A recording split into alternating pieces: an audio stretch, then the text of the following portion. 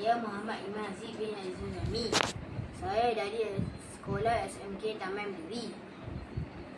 Tajuk buku saya ialah Pelari Muda. Buku ini menceritakan seorang bernama Kamaru. Kamaru ialah murid yang terkenal di seluruh negara kerana kesemangatnya dalam sukan olahraga dan mula berasa besar kepala dan angkuh atas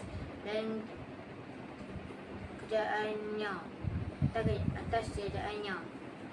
Dia mula melecehkan rakan-rakannya dan jurulatih dan bersikap seolah mereka tidak memainkan peranan atas kejayaannya. Namun apabila pelari lain berhasil mengalahkan dia berasa insaf dan menyiapkan dirinya untuk menyertai sukan Asia di Bangkok. Itu ialah dari saya, Muhammad Iman Aziz. Bye.